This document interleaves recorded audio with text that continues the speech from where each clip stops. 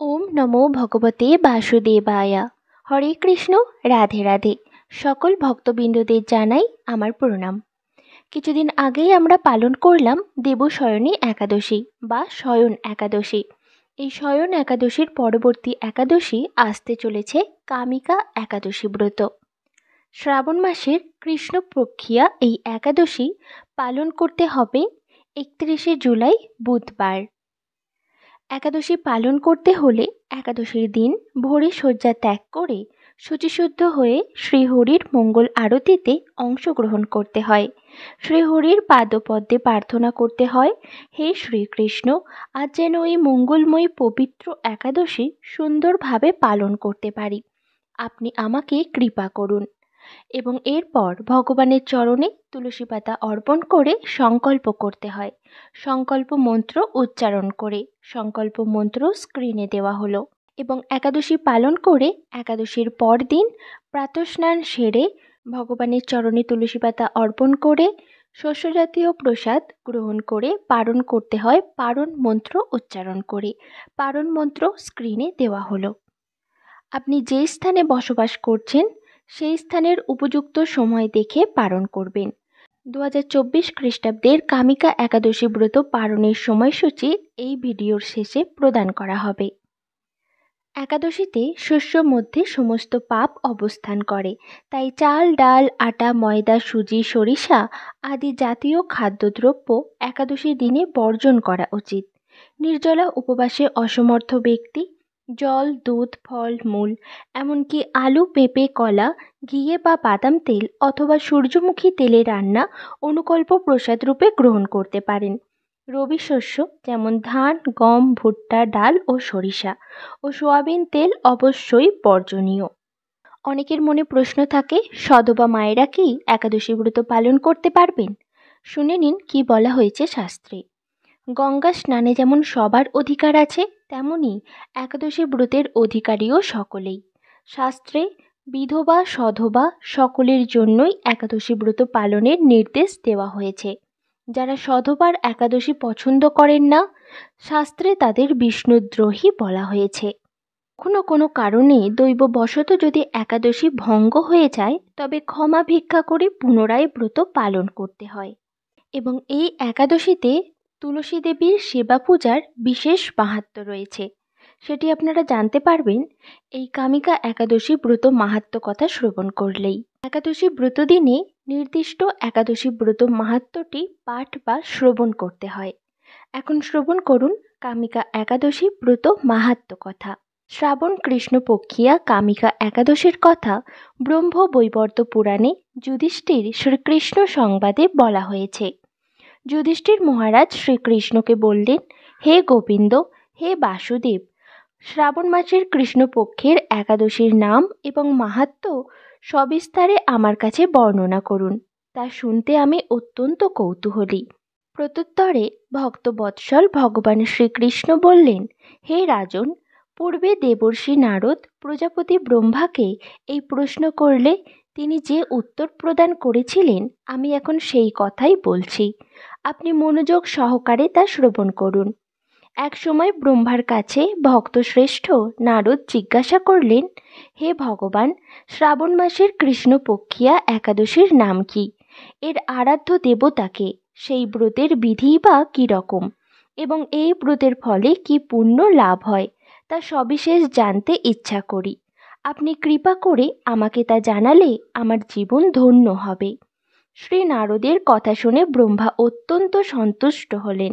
তিনি বললেন, হে বৎস, জগৎ জীবের মঙ্গলের জন্য আমি তোমার প্রশ্নের যথাযথ উত্তর দিচ্ছি, তুমি তা শ্রবণ করো। শ্রাবণ মাসের কৃষ্ণপক্ষিয়া একাদশী কামিকা নামে জগতে প্রসিদ্ধা।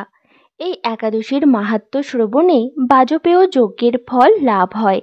ভগবান শ্রীহরির পূজা অর্চনা অপরিমিত পূর্ণ ফল প্রদান করে। গঙ্গা, গোদাবরী, কাশী, নৈমিষারণ্য, পুষ্কর ইত্যাদি তীর্থ দর্শনের সমস্ত ফল একমাত্র কৃষ্ণ পূজার মাধ্যমে কোটি গুণ লাভ করা যায়। সাগর ও অরণ্যযুক্ত পৃথিবী দানের ফল, দুগ্ধবতী গাভী দানের ফল অনায়াসে এই ব্রত পালনে লাভ হয়। যারা পাপপূর্ণ সাগরে নিমগ্ন, এই ব্রতই তাদের উদ্ধারের একমাত্র সহজ উপায়। এই রকম পবিত্র পাপনাশক শ্রেষ্ঠ ব্রত আর জগতে নেই। শ্রীহরি স্বয়ং এই মাহাত্ম্য কীর্তন করেছেন। রাত্রি জাগরণ করে যারা এই ব্রত পালন করেন তারা কখনো দুঃখ দুর্দশাগ্রস্ত হন না। এই ব্রত পালনকারী কখনো নিম্ন যোনি প্রাপ্ত হন না। কেশবপ্রিয়া তুলসীপত্রে যিনি শ্রীহরির পূজা করেন, পদ্ম পাতায় জলের মতো তিনি পাপে নির্লিপ্ত থাকেন। তুলসী পত্র দিয়ে বিষ্ণু পূজায় ভগবান যেমন সন্তুষ্ট হন, মণি মুক্তাদি মূল্যবান রত্ন মাধ্যমেও তেমন প্রীত হন না। যিনি কেশবকে তুলসী মঞ্জরি দিয়ে পূজা করেন তার জন্মার্জিত সমস্ত পাপ ক্ষয় হয়ে যায়। এ প্রসঙ্গে ব্রহ্মা বললেন, হে নারদ, যিনি তুলসীকে প্রত্যহ দর্শন করেন তার সমস্ত পাপরাশি বিদূরিত হয়ে যায়। যিনি তাকে স্পর্শ করেন তার পাপ মলিন দেহ পবিত্র হয়। তাকে প্রণাম করলে সমস্ত রোগ দূর হয়। তাকে জল সিঞ্চন করলে যমও তার কাছে আসতে ভয় পান। শ্রী হরিচরণে তুলসী অর্পিত হলে ভগবত ভক্তি লাভ হয়। তাই হে কৃষ্ণ ভক্তি প্রদায়িনী, তোমায় প্রণাম করি। যে ব্যক্তি হরিবাসরে ভগবানের সামনে দীপদান করেন, চিত্রগুপ্ত তার পুণ্যের সংখ্যা হিসাব করতে পারে না। তার পিতৃপুরুষেরাও পরম তৃপ্তি লাভ করেন। শ্রীকৃষ্ণ বললেন, হে রাজন, আমি আপনার কাছে সর্বপাপ হারিণী কামিকা একাদশীর মাহাত্ম্য বর্ণনা করলাম। অতএব যিনি ব্রহ্ম হত্যা, ভ্রূণ হত্যা, পাপ বিনাশিনী মহাপুণ্য ফলদায়ী এই ব্রত পালন করবেন ও এই মাহাত্ম্য শ্রদ্ধা সহকারে পাঠ অথবা শ্রবণ করবেন, তিনি সর্বপাপ থেকে মুক্ত হয়ে বিষ্ণুর লোকে গমন করবেন।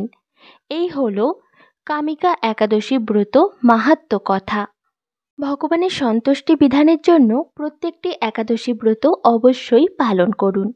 একাদশীতে গায়ে তেল মাখা, সাবান মাখা, পরনিন্দা, পরচর্চা, মিথ্যা ভাষণ, ক্রোধ, দিবানিদ্রা, সাংসারিক আলাপাদি বর্জনীয়। এই দিন গঙ্গা আদি তীর্থে স্নান করতে হয়। মন্দির মার্জন, শ্রীহরির পূজার্চনা, স্তব, স্তুতি, গীতা, ভাগবত পাঠ আলোচনায় বেশি করে সময় অতিবাহিত করতে হয়। এই তিথিতে গোবিন্দের লীলাস্মরণ এবং তার দিব্য নাম শ্রবণ করাই হচ্ছে সর্বোত্তম। শ্রীল প্রভুপাদ ভক্তদের একাদশীতে 25 মালা বা যথেষ্ট সময় পেলে আরও বেশি জপ করার নির্দেশ দিয়েছেন। একাদশীর দিন ক্ষৌর কর্মাদি নিষিদ্ধ। কেউ যদি আপনাকে বলে একাদশী পালনের দরকারটা কি, সে নিশ্চয় কুম্ভীপাক নরকের যাত্রী। যারা একাদশী পালনে নিষেধাজ্ঞা জারি করে, শনির কোপে তারা বিনষ্ট হয়। একাদশীকে উপেক্ষা করে তীর্থ স্নান আদি অন্য ব্রত পালনকারীর অবস্থা গাছের গোড়া কেটে পাতায় জল দানের মতোই। একাদশী বাদ দিয়ে যারা দেহ ধর্মে অধিক আগ্রহ দেখায়, ধর্মের নামে পাপ রাশিতে তাদের উদর পূর্ণ হয়। কলহ বিবাদের কারণেও একাদশী দিনে উপবাস করলে অজ্ঞাত সুকৃতি সঞ্চিত হয়। পূর্ণপ্রদায়িনী সর্বশ্রেষ্ঠ এই ব্রত শ্রীহরির অতি প্রিয়। একাদশী ব্রত পালনে যে ফল লাভ হয়, অশ্বমেধ, রাজসূয় ও বাজপেয় যজ্ঞ দ্বারাও তা হয় না। দেবরাজ ইন্দ্র যথাবিধি একাদশী পালনকারীকে সম্মান করেন। একাদশী ব্রতে ভাগবত শ্রবণে পৃথিবীদানের ফল লাভ হয়। অনাহারে থেকে হরিনাম, হরিকথা, রাত্রি জাগরণে একাদশী পালন করা কর্তব্য। কেউ যদি একাদশী ব্রতে শুধু উপবাস করে, তাতে বহু ফল পাওয়া যায়। শুদ্ধ ভক্তেরা এই দিনে একাদশ ইন্দ্রিয়কে শ্রীকৃষ্ণে সমর্পণ করেন। একাদশীতে উপবাস অত্যন্ত গুরুত্বপূর্ণ, তবে কেবল অনাহারে উপবাস করাটাই মুখ্য উদ্দেশ্য নয়। মুখ্য উদ্দেশ্য হচ্ছে গোবিন্দ বা শ্রীকৃষ্ণের প্রতি অধিক শ্রদ্ধা ও প্রেম পরায়ণ হওয়া। উপ মানে নিকটে, বাস মানে অবস্থান করা, অর্থাৎ শ্রীহরির নিকটে অবস্থান করা। একাদশীর দিন উপবাস করার মুখ্য উদ্দেশ্য হচ্ছে শারীরিক আবশ্যকতাগুলি খর্ব করে ভগবানের মহিমা কীর্তন এবং অন্যভাবে ভগবানের সেবা করে সময়ের সৎ ব্যবহার করা। দুর্লভ মানব জীবন লাভ করেও এই ব্রত অনুষ্ঠান না করলে বহু দুঃখে কষ্টে ৮৪ লক্ষ যোনি ভ্রমণ করতে হয়। অহংকার বশত একাদশী ব্রত ত্যাগ করলে অশেষ যম যন্ত্রণা ভোগ করতে হয়। ভক্তি হচ্ছে ভগবানকে জানার ও ভগবত প্রীতি সাধনের একমাত্র সহজ উপায়।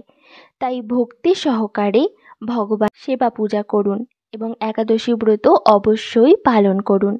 এবার দেখে নিন 2024 খ্রিস্টাব্দের কামিকা একাদশী ব্রত পালনের সময়সূচি। পশ্চিমবঙ্গ 5টা 8 থেকে 9টা 31, মায়াপুর 5টা 6 থেকে 9টা 30, বাংলাদেশ 5টা 34 থেকে 9টা 45, দিল্লি 5টা 42 থেকে 10টা 12, মুম্বাই 6টা 15 থেকে 10টা 35, পুনে 6টা 12 থেকে 10টা 31, নাগপুর 5টা 47 থেকে 10টা 9, চেন্নাই 5টা 54 থেকে 10টা 8, ভুবনেশ্বর ওড়িশা 5টা 21 থেকে 9টা 42, বিহার 5টা 15 থেকে 9টা 41, ঝাড়খণ্ড 5টা 19 থেকে 9টা 43, ছত্তিশগড় 5টা 36 থেকে 9টা 57, শিলং মেঘালয় 4টে 49 থেকে 9টা 15, গৌহাটি আসাম 4টে 48 থেকে 9টা 15, মণিপুর 4টে 42 থেকে 9টা 7, মিজোরাম 4টে 48 থেকে 9টা 12, সিকিম 4টে 59 থেকে 9টা 27, বৃন্দাবন 5টা 42 থেকে 10টা 11, ব্যাঙ্গালোর 6টা 5 থেকে 10টা 18, হায়দ্রাবাদ 5টা 55 থেকে 10টা 13, আগরতলা ত্রিপুরা 4টে 54 থেকে 9টা 19, গুজরাট 6টা 19 থেকে 10টা 42, কেরালা 6টা 15 থেকে 10টা 27, পাঞ্জাব 5টা 44 থেকে 10টা 17, রাজস্থান 6টা 4 থেকে 10টা 31, মধ্যপ্রদেশ 5টা 46 থেকে 10টা 9, উত্তরপ্রদেশ 5টা 30 থেকে 9টা 58, হরিয়ানা 5টা 46 থেকে 10টা 16, নাগাল্যান্ড 4টে 37 থেকে 9টা 4, বিশাখাপত্তনম অন্ধ্রপ্রদেশ 5টা 36 থেকে 9টা 54, গোয়া 6টা 16 থেকে 10টা 31, অরুণাচল প্রদেশ 4টে 40 থেকে 9টা 8, হিমাচল প্রদেশ 5টা 38 থেকে 10টা 11, উত্তরাখণ্ড 5টা 31 থেকে 10টা 3, জম্মু কাশ্মীর 5টা 41 থেকে 10টা 17, আন্দামান নিকোবর 5টা 5 থেকে 9টা 18। এই হলো 2024 খ্রিস্টাব্দের কামিকা একাদশী ব্রত পালনের সম্পূর্ণ সময়সূচি। কামিকা একাদশী ব্রত পালন করবেন 31শে জুলাই বুধবার এবং পালন করবেন 1 আগস্ট বৃহস্পতিবার। একাদশী তিথি সকল অভীষ্ট প্রদানকারী। এই ব্রত পালন করার ফলে সমস্ত পাপ বিনষ্ট হয় এবং সর্ব সৌভাগ্যের উদয় হয়। সর্বোপরি তা ভগবান শ্রীকৃষ্ণের প্রীতি বিধান করে এবং তার শ্রীপাদপদ্মে শুদ্ধ ভক্তি লাভ করতে সহায়তা করে। শাস্ত্রে যে 64 প্রকার ভক্তঙ্গের কথা বলা হয়েছে তার মধ্যে একাদশী ব্রত অন্যতম প্রধান অঙ্গ এবং সমস্ত ব্রতের মধ্যে শ্রেষ্ঠ। তাই নারী পুরুষ এবং জাতি ধর্ম নির্বিশেষে সকলেরই এই পবিত্র একাদশী ব্রত পালন করা কর্তব্য। ভিডিওটি ভালো লাগলে অবশ্যই একটি লাইক এবং কমেন্টে নিজের ইষ্টদেবের নাম লিখতে ভুলবেন না। চ্যানেলে নতুন হয়ে থাকলে দয়া করে চ্যানেলটিকে সাবস্ক্রাইব করে নেবেন, অনুরোধ রইল। আজকের এই ভিডিও এই পর্যন্তই। সকলে ভালো থাকুন, সুস্থ থাকুন। হরে কৃষ্ণ কৃষ্ণ কৃষ্ণ হরে হরে, হরে রাম রাম রাম হরে হরে। জয় শ্রীকৃষ্ণ। রাধে রাধে।